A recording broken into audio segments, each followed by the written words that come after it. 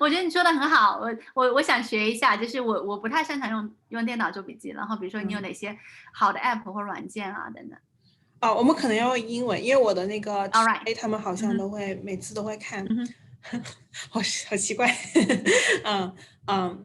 So the closest experience I have with learning through making is like taking notes on computers. So before this, I was usually taking notes on notebooks, which is hard to recombine them and reorganize them.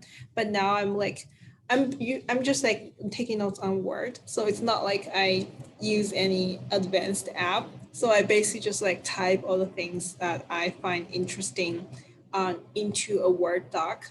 And then I have like separate Word doc for every book and or on different ideas.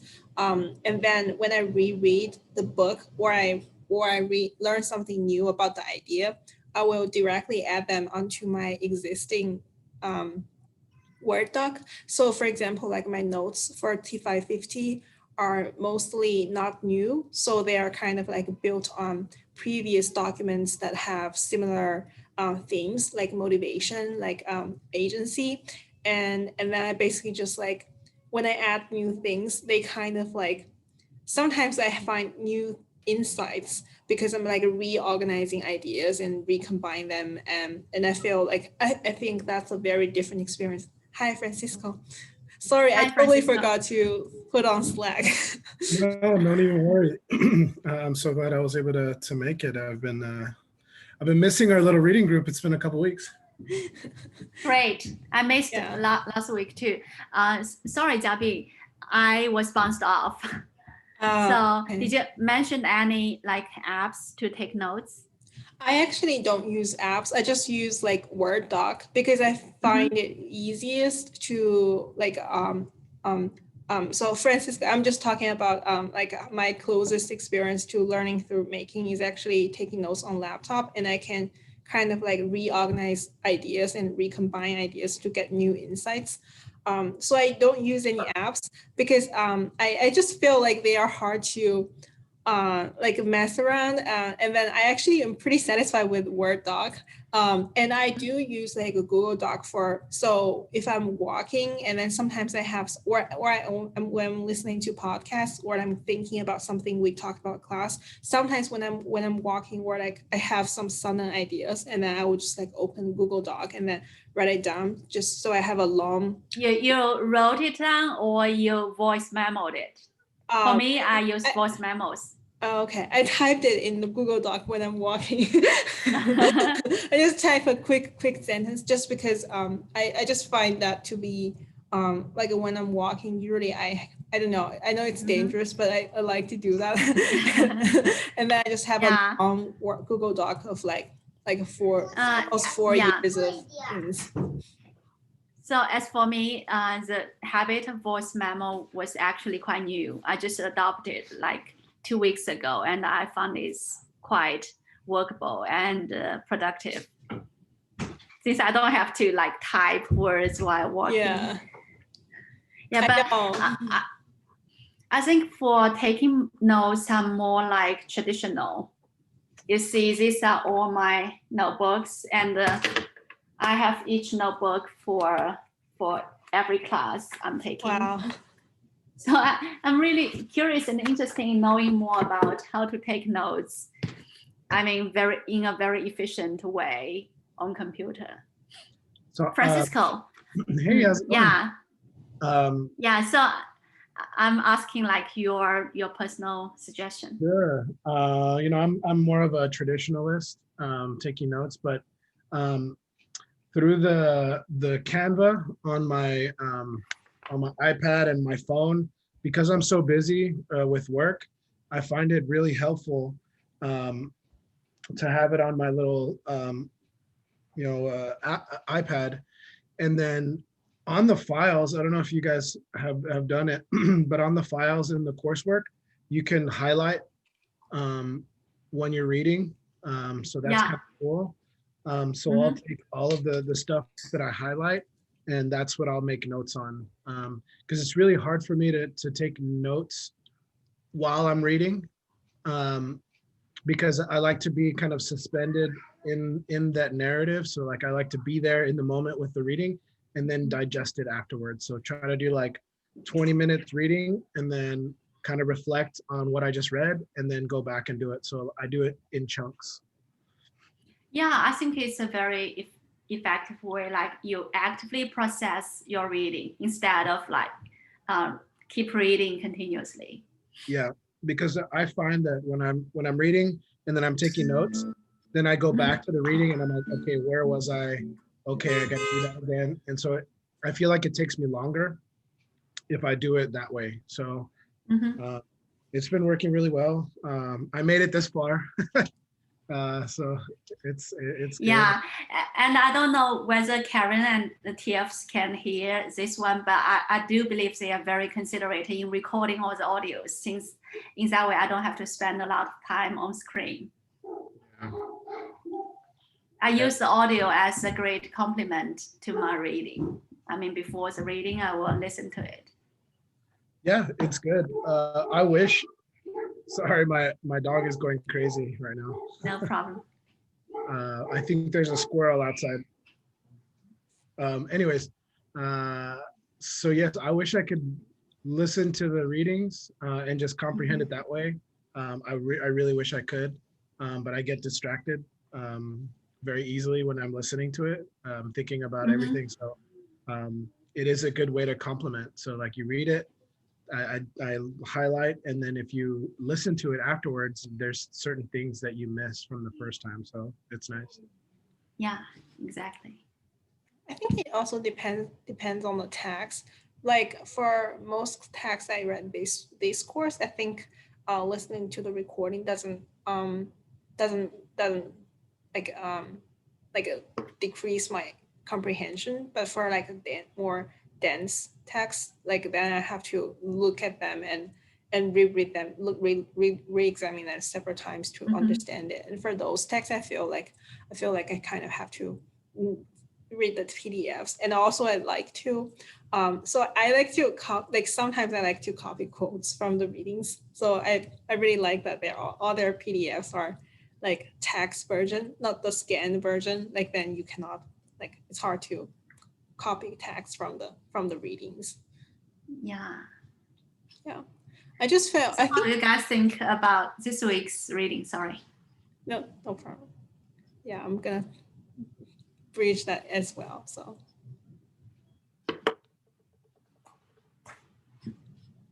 Francisco, how do you think about this week's reading? I think it was great. A little bit frozen. Yeah, I think it was great. I really liked it, man. Good morning, Tina. How you doing? Hi, Tina. Morning. Good night, everyone, or morning. Yes. I really liked it. It was a nice break from some of the other readings that I'm doing. I'm taking a class called Ethnic Studies, and it's a beautiful course. Just a lot of really heavy topics, a lot of really robust conversations.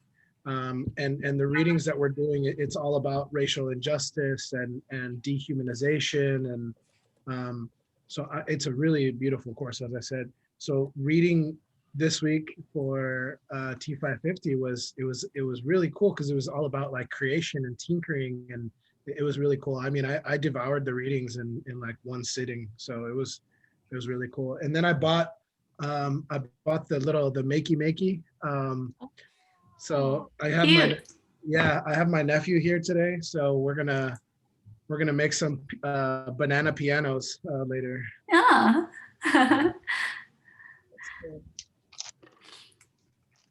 I wish I could buy it like here, but I don't think so.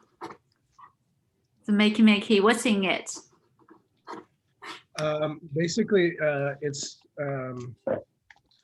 so there's like these little alligator clips, and you can create a circuit with pretty much anything that can conduct a circuit. And then it's a simple programming to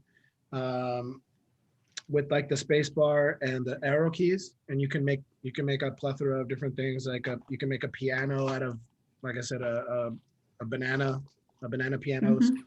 You can do clay, you can do foil, you can do all kinds of stuff.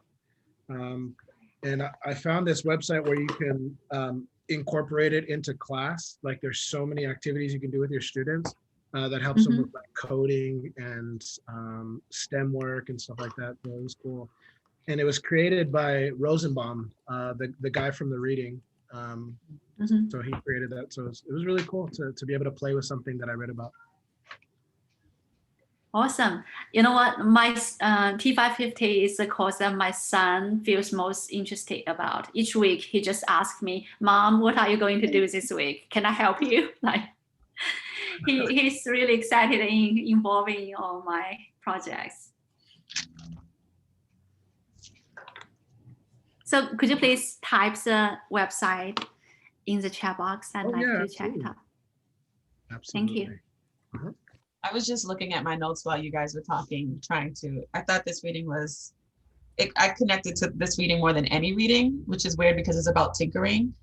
But when I reflected on my childhood, I didn't think I had space to tinker as much.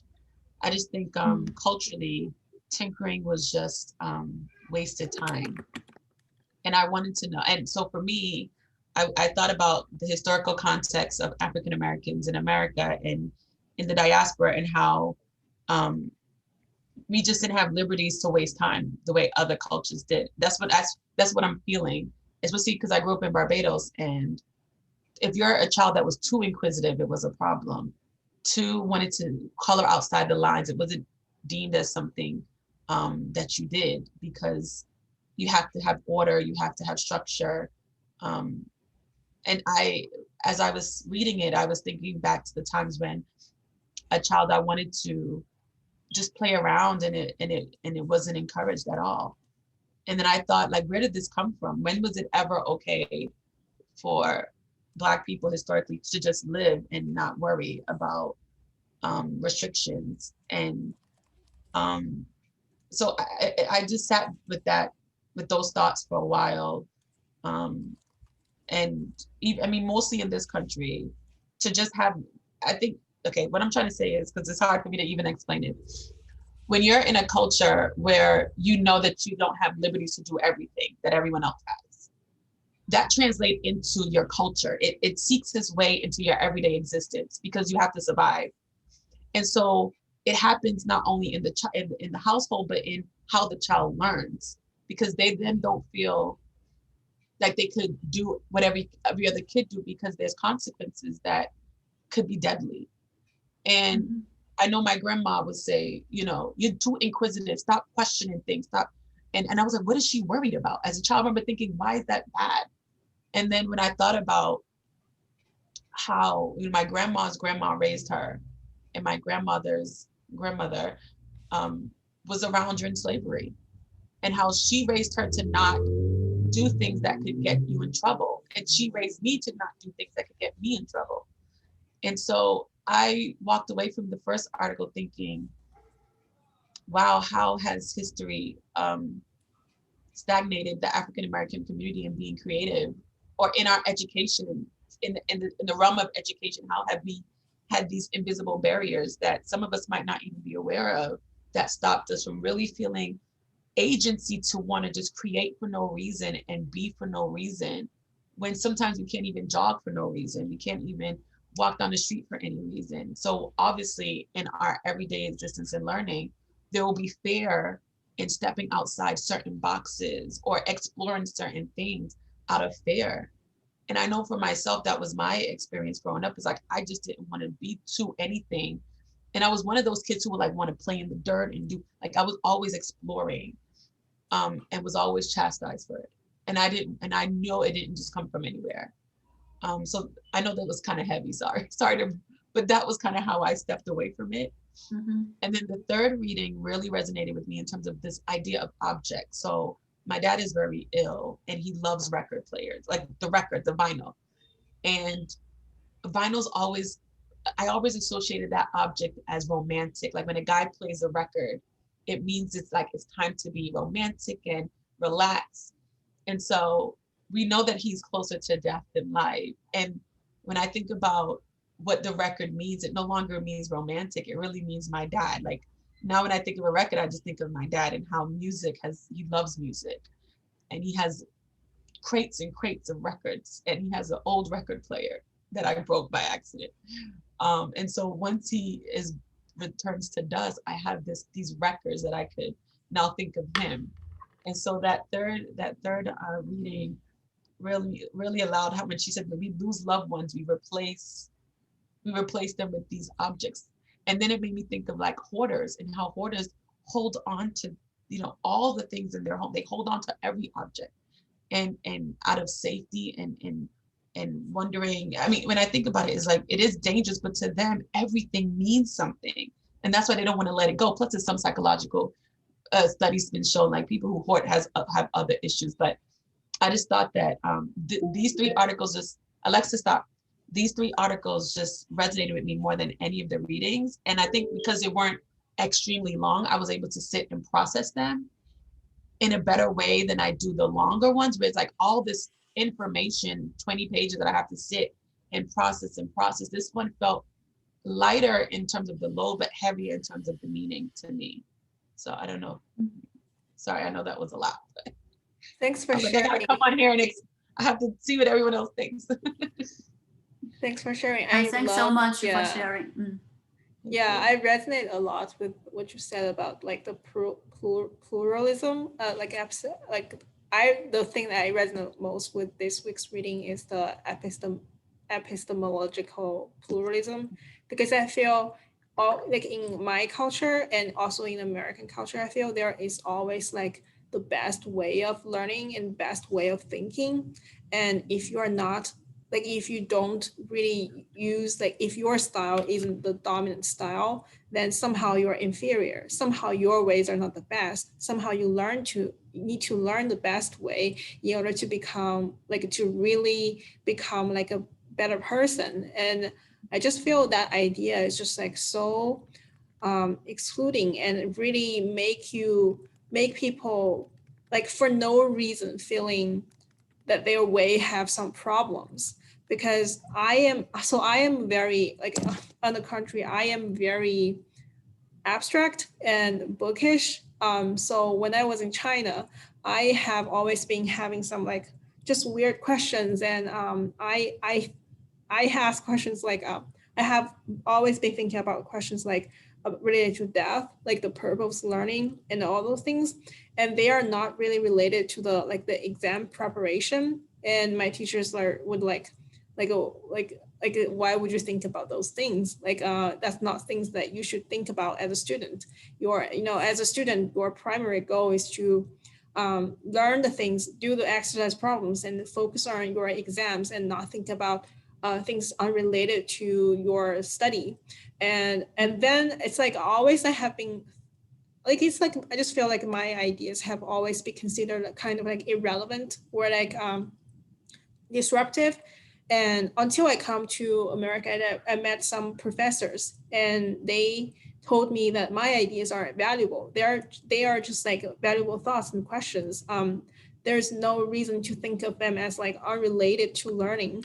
And then I start to kind of see that it's not that I am doing like learning in a worse way. It's just like I'm learning in a different way, and that way works better for myself. And I feel that.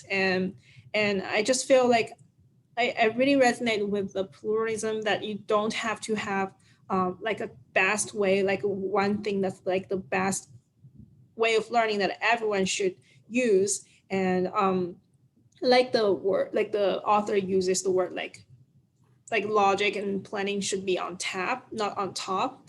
And I feel that should apply to all the other modes of learning as well. Like we should like allow them to like everyone use the way that they find best to learn, as long as like you are reflective of your learning, that as long as you are thinking about what works best for you, there's really no need for the teacher to prescribe, like you need to take notes this way, you need to pay attention to class this way, you need to participate in this way. I think it just like, I really like that how this class, they really support you in choosing the best way that works for you, rather than prescribing like a way of reflection, a way of creating things for you, but allowing you to choose that. I think that's that really resonate with what I feel in the Chinese educational system. And I also really appreciate what you, like Tina, what you shared your story, because I just feel that's just like I feel, even though we're in different cultures, but I feel that's the same problems of the domination of one way over the other ways. Thank you so much for sharing. And what you two talked about, like the invisible barriers, actually resonate with me a lot. I attended a first generation session last week, and we talked about like, actually, I think our learning experience was shaped by historic, social, and cultural factors. So the barrier is not just like, it could be like, but the good side would be we are the ones who could lead the change for the next generations. Like we wouldn't push our kids to just pursue for examination or do not allow them to tinkering around. I think that's one good side. Yeah. Yes, and thank you guys so much for sharing. Especially in our country, white supremacy is so pervasive, so much so that, and not even in our country, in pretty much every country, you know, you have the dominant culture, then you have the others. And it's so pervasive that it puts the others against the others. So it's just, it's so disheartening. Because then you have these self-fulfilling prophecies, and you know, you have people of color against other people of color if they're not living up to that model minority construct. So it's really heartbreaking. But I'm so glad that we all have this class. And Tina and Javi, thank you for sharing, and as well Hailing. So yeah, I completely agree with you. You know, I was thinking about the objects and the connection that we have with objects. And actually this summer I read this book, and I'll put it in the chat. It's called The History of the World in 100 Objects. And it was super cool. And it has a accompanying podcast and website, like an interactive website. And it's just really cool how the author chose different objects to encapsulate different time periods and the connection that we have to inanimate objects. And I love, you know, I kind of have a connection with the objects that I have, and my wife gets so mad at me because I collect things. You know, like I collect guitars, and yesterday I bought another guitar. Cool. It was crazy. She's out of town right now. We should get mad.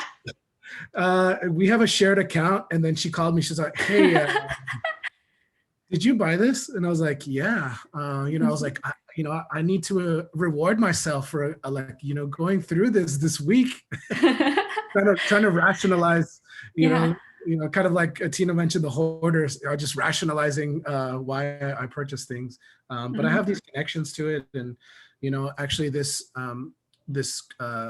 ankh that I wear on my neck is something that my grandfather. So this ankh, he gave it to me when I was 15, when I got confirmed in the Catholic Church. And I don't think he really knew that this ankh meant eternal life. He just gave it to me because I guess he thought it was a cross and it looked cool.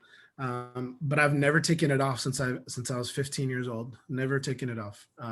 So again, that's the connection that I have to these objects, and how we anthropomorphize you know, these objects. So yeah, I really like the readings this week. I think I said that right. Anthropomorphize? It's such a hard word. I can't. I always get that one wrong. So like anthropomorph. I can't get it right. Anthropomorph. Yeah. Either way, giving life to objects. Yeah, I got it. Yeah, I also put an essay that resonated me a lot on in the chat box. It's called Thick. And in the Dr. Chessie talked about like, she talked that her grandma couldn't go to like Harvard. She's a PhD studying at Harvard, right? But she said actually her grandma is far smarter than her, but due to a lot of factors, her grandma couldn't make it. It's actually impossible to imagine that. So being smart is just be smart in the right place and in the right time. It's not that you are really smarter than others, no. Sorry, I went a little bit divergent. Sorry for That's that. okay. And let's talk back to one. I actually know down about the relationship between create and consume as for this week's reading. Do you think these two are kind of contradictory? Because it says let's create, not consume, right?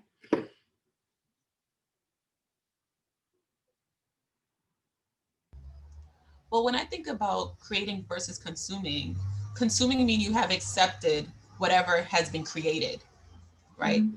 So there's no process of how can I make this better? You're just accepting what is. So you're taking it in, you're accepting it. While creating is more of sometimes, as we know, iterating on something or trying to think about it in a new way.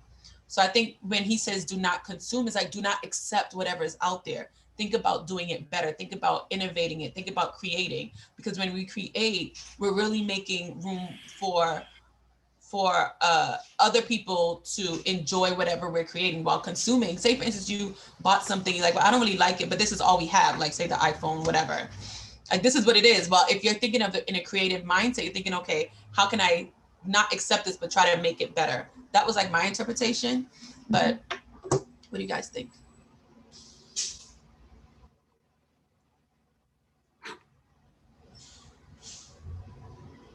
I understand it in the same way like you, Tina.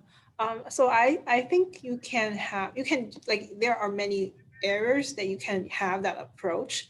And I think like one approach I was thinking of is like, sorry, I'm really abstract and like maybe in a different, doing things in a different way. But I always, so on my laptop, I really like to set a number of like you know, like how you can if you type certain keys, then it create a command faster, and then you usually have like a like embedded certain set of like those keys that like I would say, I don't know if the right word, maybe hotkeys or something like that. Like I don't know the exact English for that.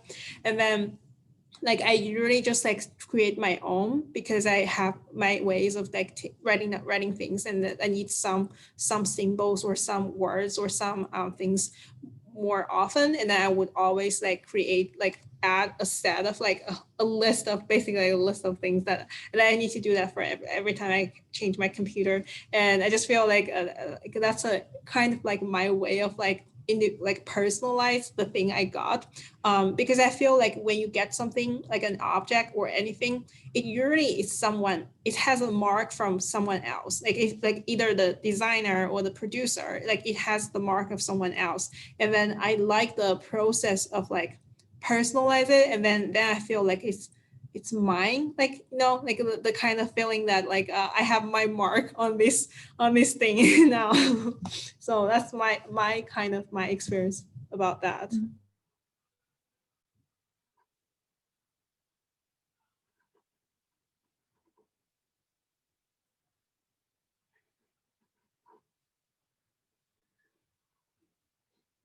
So what are you folks tinkling with this week?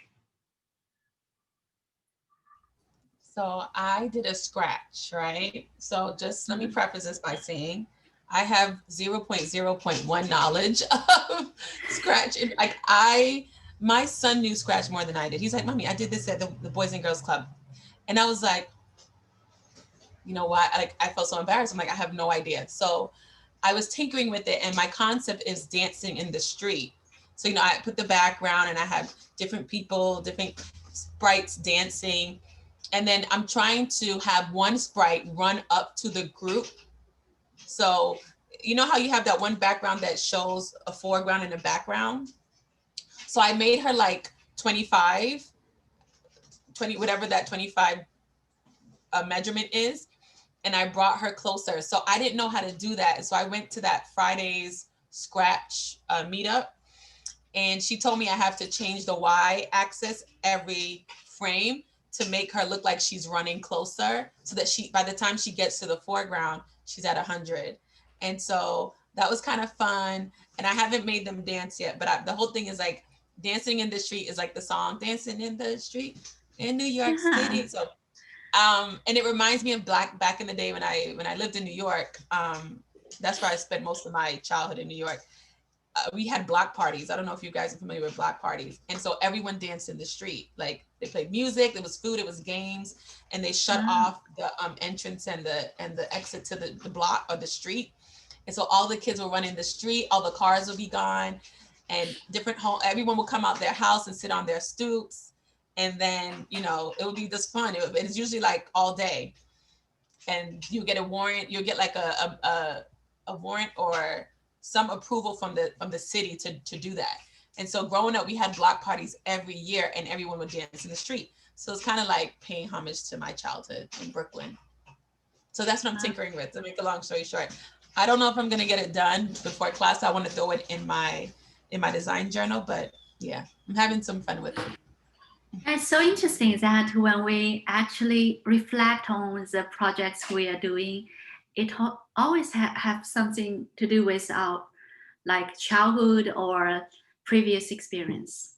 At least that's true with my projects. And I think that's the same to yours.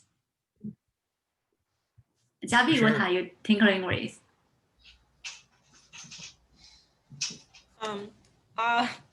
I did my Scratch project last week. So I just did I remixed a birthday card just because I felt like I can use it when my mom's birthday is coming. I can use that to send her.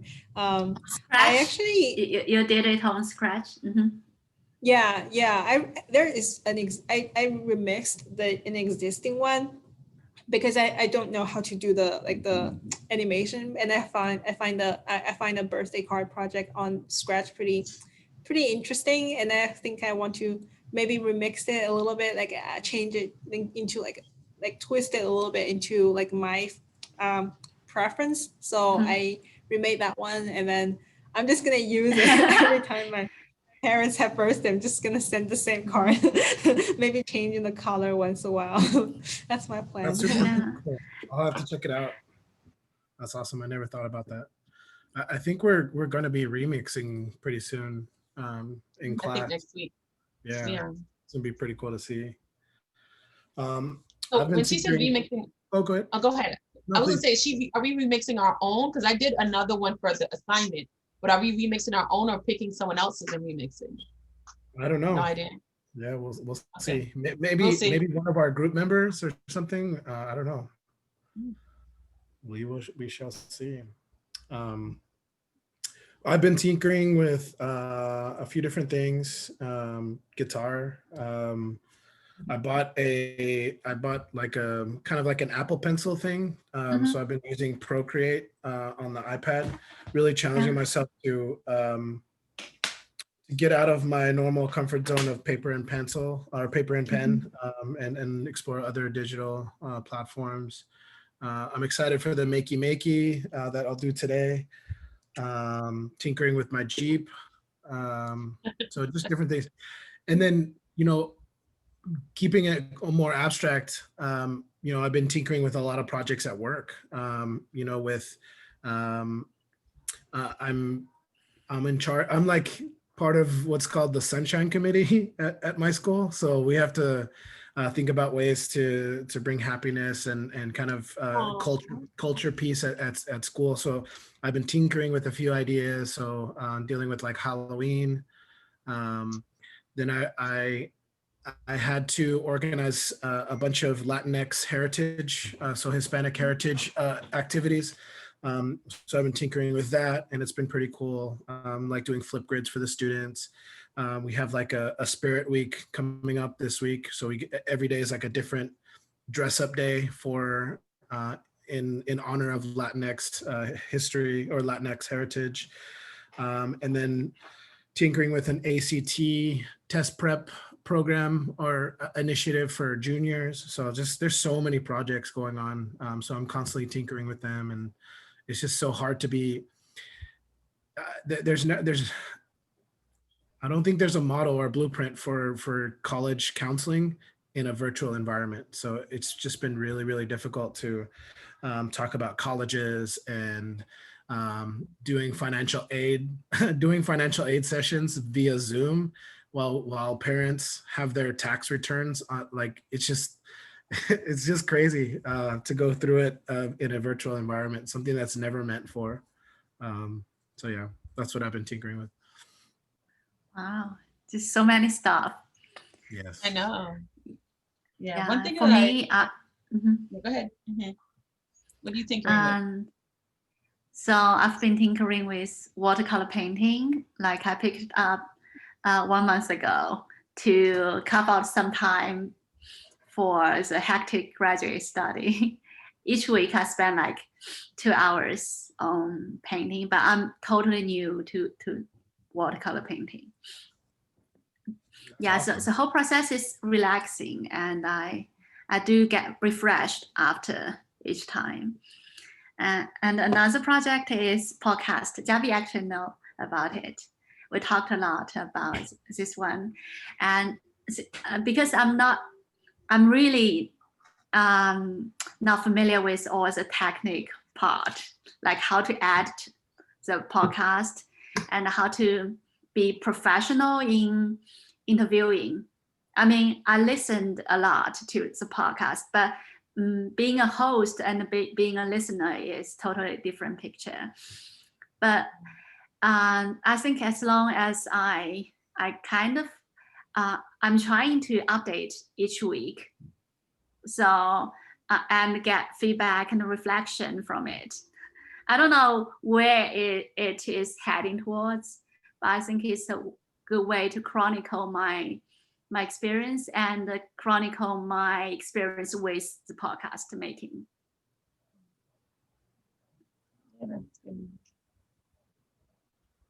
I think that's exactly the idea of tinkering, that you start with a kind of like a tentative plan, and then you revise your plan as you are doing this and get more interaction with people and with podcast technology itself, and you revise your plan. I think that's the exact idea of tinkering, and I really look forward to hearing your podcast.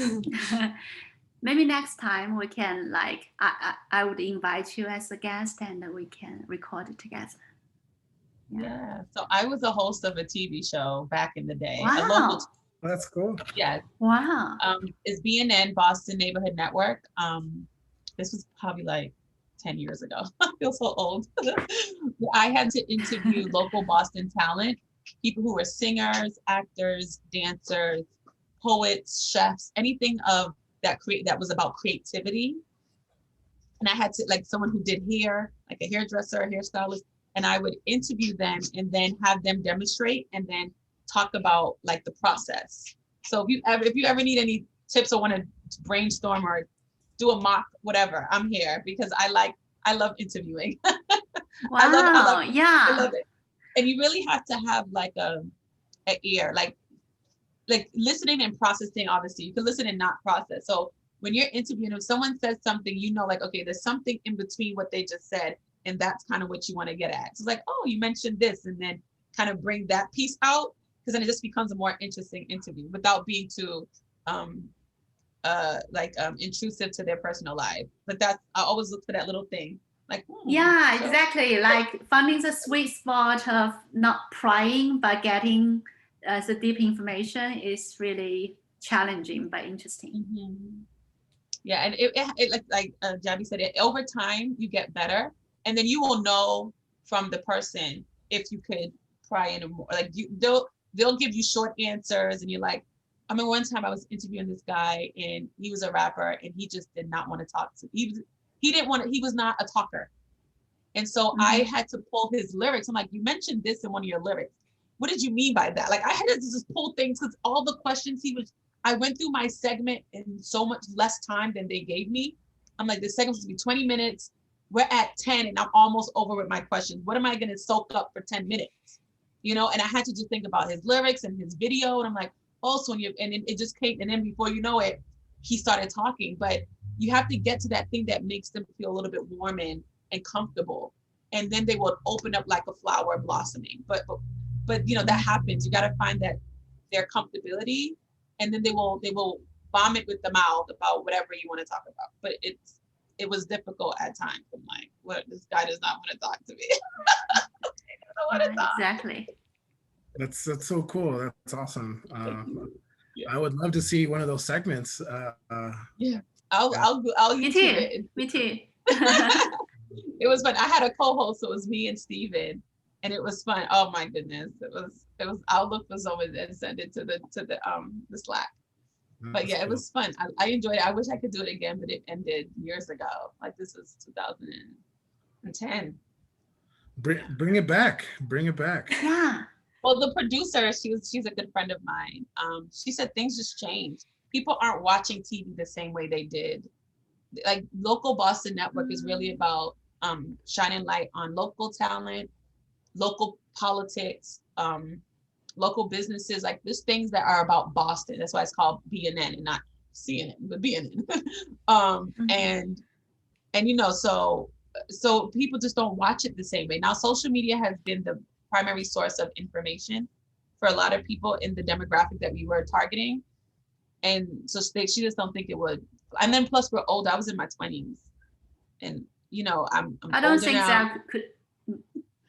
I don't think I have this. I think back then I had like the little flavor. I was young and like I could act, you know, I just felt like I was invincible. No, like, oh I don't my think God. so. Like you can bring your experience, like it's 10 years ago, right? And you've gained so much experience during this decade. And you can definitely add your perspective and experience on it. I told, because she wants to do businesses. I said, if we do start it again, we could interview local business instead of the talent that is in Boston, just local businesses, and say how was their journey opening their business, what was some trials and tribulations, where they, so just like give them a spotlight so that their business could flourish.